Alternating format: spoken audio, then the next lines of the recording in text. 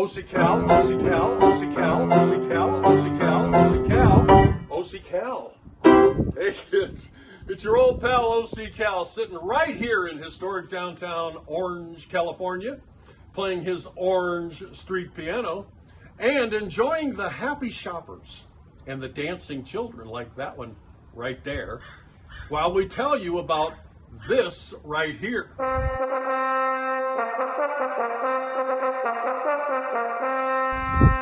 So hey kids, you want to know more? Well then round up your adults, bring them to this screen, and come with me. Welcome to week number 4 of the 8-week Orange Police Citizens Academy course, kids, where the official theme of this session was actually dedicated to 2 different subjects, the first being use of force, and the second they called less lethal. OCCal arrived super early on purpose so you can see for yourself the official photo identification badges waiting every week in the lobby, which were generated only after an extensive security check on each and every applicant.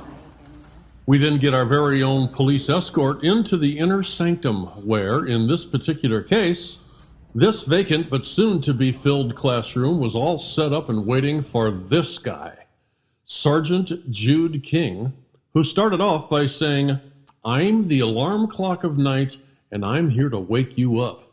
And boy, he did just that and then some, kids, while showing us video to help explain the main difference between use of force and less lethal.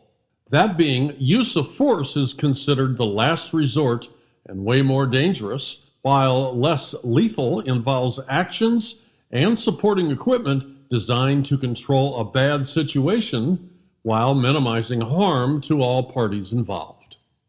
One technique that he teaches to new recruits he calls thorns and hooks, employing actual verbal commands as a less lethal tool where, depending on urgency of the situation, rather than screaming hostile, threatening orders, using calming comments to help gain enough trust to help make it easier to disarm them while lowering the risk of bodily harm for everyone involved.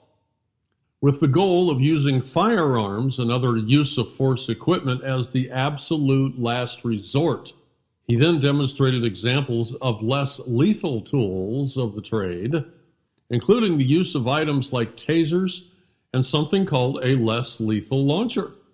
Class participants were then invited to actually operate these less lethal tools to get a better feel for what the officer in a situation like this has to deal with because, as our teacher told us, police officers are people too.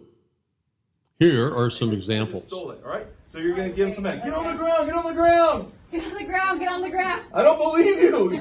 Tell him again. Get on the ground, get on the ground. Get on the ground, get on the ground. Stop, you're going to be tased. Stop, you're going to be tased. Taser ready, taser ready. Taser ready, taser ready. Finger on the trigger, watch your darts, and pull it. Hey, let's go.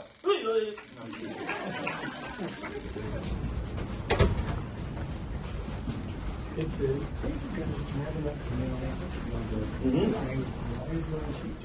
The other one is if I was doing the SWAT demo for you, that's the one that Chief was implying before that I usually do the SWAT demo for everybody else. So we bring it around a little bit, you'll see it pop up and then you'll say, oh, there it is.